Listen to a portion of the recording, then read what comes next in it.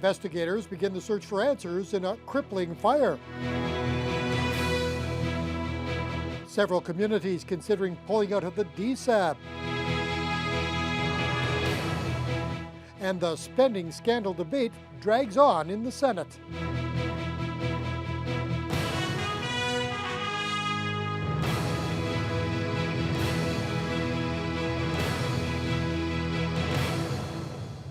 Good evening and thank you for being with us. The area around the James Street Swing Bridge is being treated as a crime scene. The north end of the century-old structure went up in massive inferno last night. There's no word on when the busy access route might be able to reopen. Fire crews were on scene just after 7 o'clock last night. Bystanders took amateur video of the huge blaze, and social media was abuzz with photos of it. The fire was knocked down within an hour, and it was put out completely by around midnight. CN Rail owns and maintains the swing bridge, but CN officials say their engineers won't be able to access the bridge to survey the damage or estimate the repairs until fire investigators determine the cause of the blaze. The whole bridge is good. That'd be premature right now. We have a fire marshal investigator on his way here to help us with that investigation, and it'll be a joint one between the police, Thunder Bay Fire, and the fire marshal's office. The bridge is being treated as a crime scene, therefore CN will reserve comment. We do not have access to the bridge. It has not been released to CN, and that is under the control of the fire marshal. So we are waiting for them to release the scene to us, and I don't have an estimate on when that will be. The metal bridge itself appears to be intact, but the north side approach to the bridge, which is made with wooden beams full of creosote and grease, was fully engulfed in flames. The fire caused thick black smoke to waft over to the West Fort area. Chief John Hay says the extreme heat and the slope of the Cam River banks made things difficult for fire crews, but no one was hurt. Fire is a dangerous fire, and the smoke being produced by the lumber and the creosote is quite toxic. Fortunately, we had no wind, which allowed the smoke to dissipate without being blown into a neighborhood in any concentration. But they're all dangerous fires, and it was dark out. It was getting slippery with all the foam we had to place on the fire. So we did a good job. Meanwhile, the prospect of a lengthy closure of that bridge is very concerning to some. Several businesses rely heavily on the swing bridge's rail line to ship their cargo. Emergency response times to the Fort William First Nation will also be affected while the bridge is closed. And while there are other ways to get from the city to the reserve and back, it's still a major inconvenience for the thousands of motorists and pedestrians who cross the bridge every day. Dennis Ward has that story. Superior Elevators rely heavily on rail to ship their cargo. The harvest season is in full swing, and the general manager here says this couldn't have happened at a worse time. It's the longer term that we would be more worried about, and we would need to find alternatives for our stakeholders, our producer customers in Western Canada. At the end of the day, that's what we're here to do. We're here to handle their grain, so we need to figure out how to make that happen. Elevator staff are anxiously awaiting word from CN Rail on how long the track will be shut down for. Alternative plans are being worked out to potentially ship grain from other terminals.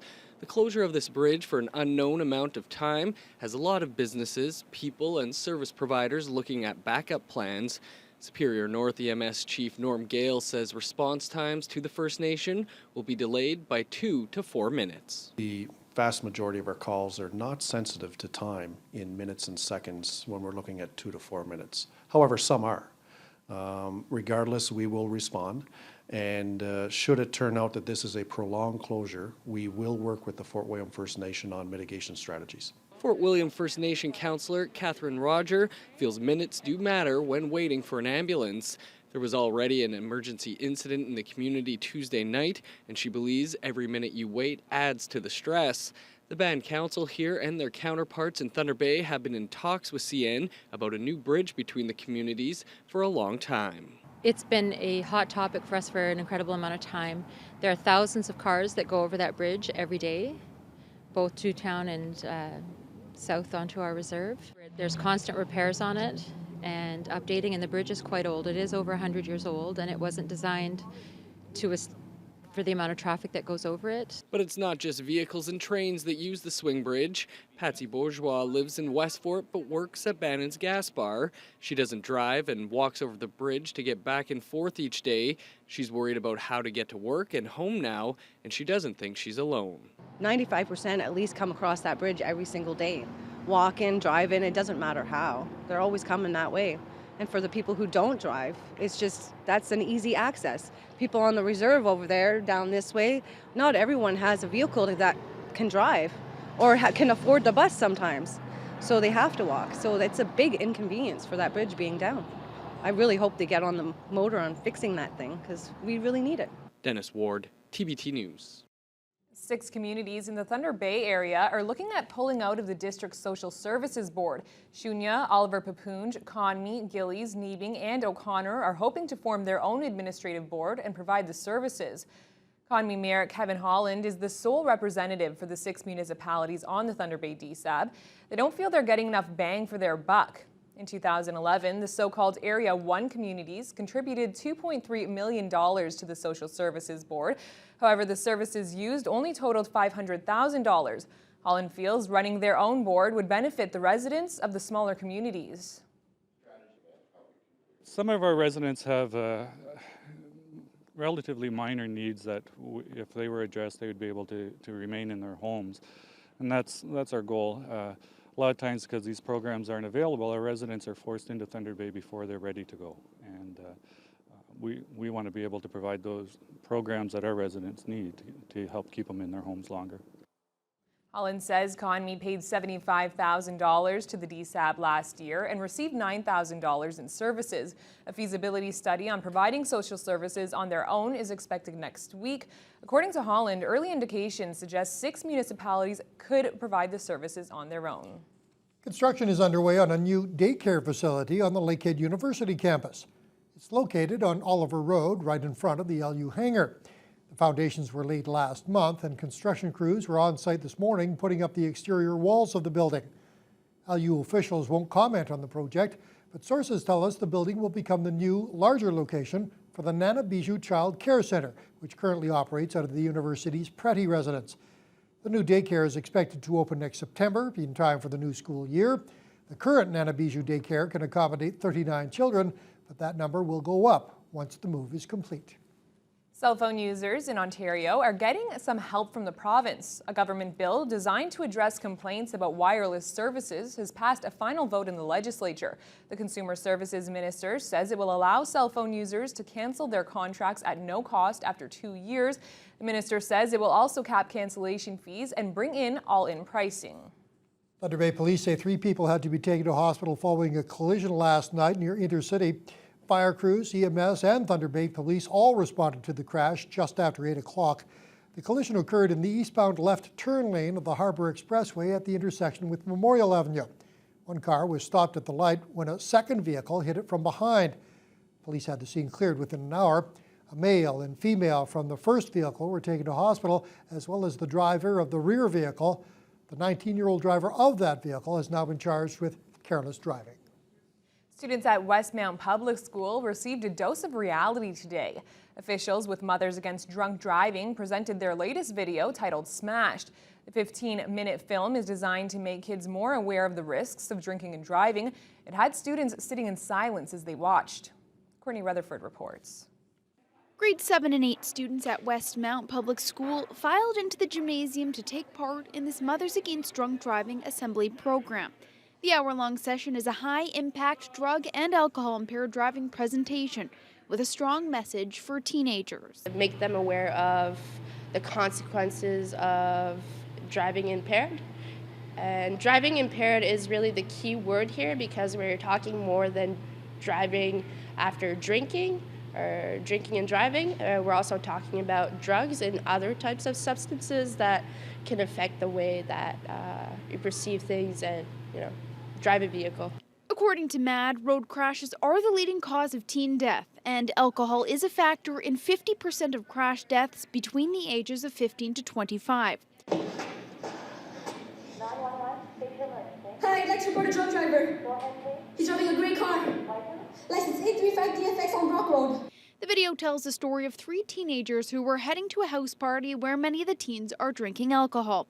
One of them decides to get in the car with someone who's very intoxicated. The driver of the car ends up crashing into her friends who were coming to save her. All of the others died at the scene except for her.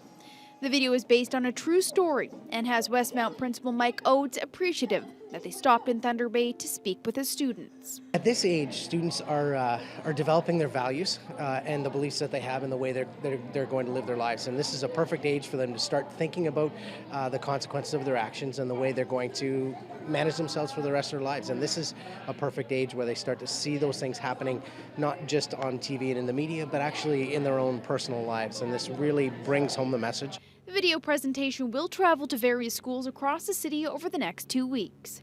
Courtney Rutherford, TBT News. The City of Thunder Bay is looking to raise awareness around Aboriginal issues by using an old-fashioned board game. The Walk a Mile board game was developed by the city's former Aboriginal liaison, Anna Gibbon. The game is now in the process of being patented with the hopes of distributing it to various organizations, including school boards. Each character rolls a dice, then pulls a card, which will offer a basic understanding of Aboriginal experiences in Thunder Bay. So the idea is for the participants in the game and to discuss, have a brief discussion about that particular statement. And so since this is under the stereotype card, so this is a statement of stereotype, and so that moves the person back 2 squares. And as you work your way through the game and the different cards, you find that a lot of the cards move you backwards and sort of the 1 step forward, 2 steps back. Copies of the game are expected to be available for purchase within the next few months. The Rotary Club Christmas Parade is set to happen again next month, but this year, one key factor about the event has been changed. Over the past 23 years since this current parade has run, the core structure of the city has changed. Different parts of the inner city area have become less popular, while others have drawn bigger crowds. So the Rotary Club decided the one thing that needed to change this year was the route. The parade will now start at the Real Canadian Superstore, running north on Memorial Avenue and ending at the Community Auditorium. Although this route is a little bit shorter, Santa Claus and Mrs. Claus will still make an appearance at the auditorium when the parade wraps up.